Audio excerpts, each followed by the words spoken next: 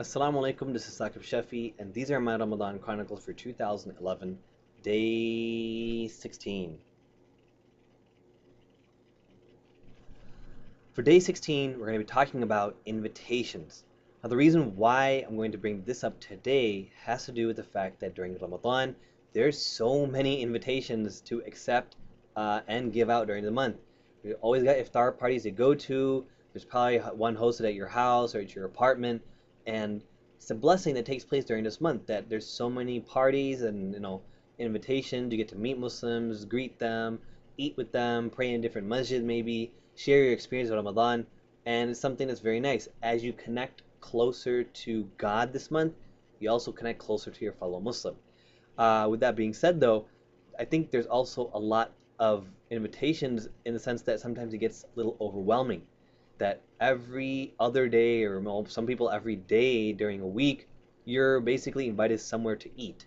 And it can get a little bit tricky when you're trying to balance your schedule for Ramadan, make sure you're worshiping properly and all that good stuff when there's so many invitations to go to. So, it came to one point for me where once my wife said, hey, this one day coming up in the end of the week, we don't have an invitation, so we get to make food for ourselves at home. And with me and her, we really like cooking and making food and stuff like that. We don't like to go out to eat too much. So we were excited, but I thought it was so hilarious that, we're so excited that we get to stay home for once, right? And that's just how many invitations there are. Alhamdulillah, in the area we have a lot of family, extended family, and friends that are inviting us and stuff. So it's nice, but at the same time, it can be a little overwhelming. What I wanted to mention, something that happened to me, and I don't want it to happen to you, inshallah, is I got invited to an iftar party by a friend of mine who lives in the area. And I've known him since before I moved here. He emailed me and he included me on like this long list of a bunch of guys who live here. He said, hey, salam guys, I'm having an iftar party. Feel free to come by. I'd love to have you, but let me know if you can come. And if you have a wife and kids or sister, feel free to bring them too. So I totally was down for it. I know this guy is a great guy. I went to ask my wife. She said, let's go for it. We're free. And it was basically understood that we're going. The next morning, I got a text message from him saying, hey, Salam, I invited you for an iftar party. Please let me know if you can come. And I felt really, really bad that he invited me. In my head, I said I'm going to go, inshallah. I asked my wife. She said she's down. And then I didn't do my due diligence. I didn't follow up. I didn't RSVP for the party, right? The party isn't yet this weekend and all that, but I felt really bad because it reminded me of a hadith of the Prophet ﷺ in which he said that the rights of the Muslim upon another Muslim are six. And this hadith is reported in Sahih Muslim, so it's authentic. And what that means is there's many other things, right? It's not just six. It's not only from this hadith. There's a lot of different rights. Specifically, the Prophet's mentioning six rights that if a Muslim finds himself in a certain situation or does something to you, you have to do something to them. It's their right that you do it, right? So in the hadith, if somebody says salam to you, you have to give them a response of wa alaikum salam. If somebody asks for your advice, you have to give them advice, and it has to be good advice and the correct advice. If somebody is sick, you have to visit them. If somebody passes away, you have to go to their funeral, right? And then the last one I'll mention is if somebody invites you, gives you an invitation, you have to respond to the invitation by going to the invitation. Now, the reason why I thought of this hadith, it kind of goes back to the fact that he invited me. It's his right that I come. I better let him know that, hey, I'll be coming, inshallah, because he gave me the option of whether or not I had to come.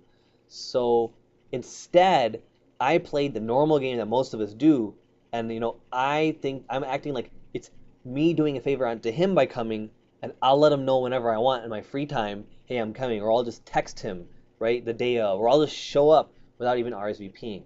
That's something that I have to change, and I know a lot of us fall into that too. We can't keep doing this, right? If somebody invites you, you got to make sure you remember it's their right that you go, number one.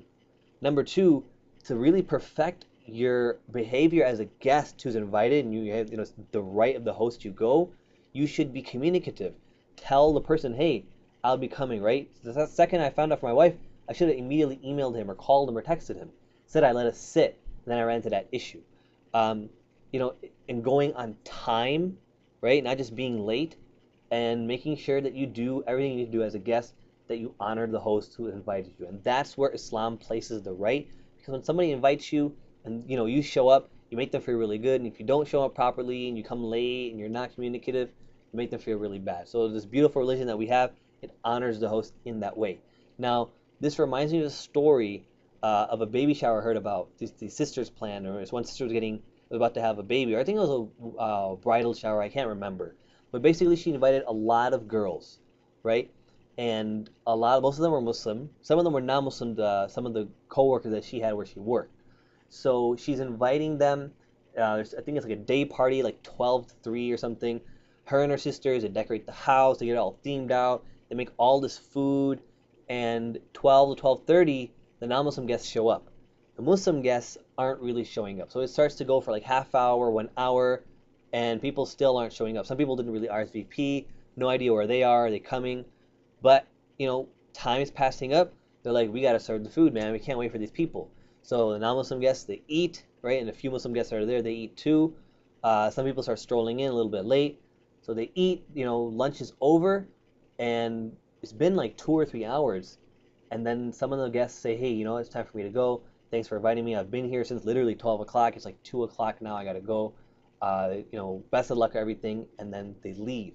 Literally, as they're walking out the door, other Muslim guests start to show up 2 hours late. Mind you, this is a 4-hour party. Or it might have been 3 hours, actually. They show up at like the last hour. And as they're coming in, they see somebody leaving. They're like, oh, is the party over? I just got here. Right? As if to say, like, I'm doing you a favor by showing up, dude. Right? And you're having people leaving already. Right? There better be food for me or something like that. That's the mentality that we have. Right? And what makes it worse is there's some people that showed up without even RSVPing. Right? A lot of times we get invitations kind of like I almost did. Right? You get an evite. You get like a letter in the mail for a wedding. And you basically assume since you opened the invitation, that means you're going and you don't have to do any sort of diligence and tell the host that, hey, I'm coming. You got to make food for me. You got to accommodate seats for me. All that good stuff. Let the person know. Right? Islamically, the right is you have to go unless you have an excuse. Perfecting that in today's day and age is RSVPing, man. Why are we so lazy as Muslims? Right? My personal opinion about evite is I hate it. Every time I use it, I spend so much time chasing the people who don't respond that I'm just like, why don't I just call people or meet them in person? Just make a simple Excel spreadsheet and just mark them off. Yes, no, yes, no, yes, no, and follow up when I want to. They're not going to open my evite and actually click it, right? And you'll sometimes see somebody opened it, they read it on this day, but they haven't responded, right? And if they're making up their mind, there's a yes option, there's a no option, and there's a maybe option. But they don't even click that. That's how, backwards we got it. We think that the host is having a favor done unto them, right? It's like our right that we go. No, it's the host's right that we show up. So I wanted to kind of throw that rant out there because during this month, there's so many invitations, right? There's the last 10 nights is very important, but it's also important to let your host know that you can come or you can't come, that you show up on time and all that good stuff. And also actually after Ramadan, during wedding season, that you do the same. Because during wedding season, there's so many weddings, so many invitations, sometimes you lose track. RSVP right away. If somebody says RSVP by June 10th at brideandgroom@gmail.com. Just go online right away, RSVP, and let them know that you can come or you can't come. And inshallah, that way you'll be fulfilling the right of your Muslim brother or sister, and you won't be dropping the ball like I did or almost did. So let me know. You've had a lot of invitations this month, how you're dealing with that, how's it going, and inshallah, I'll talk to you guys later. Assalamu alaikum wa rahmatullahi wa barakatuh.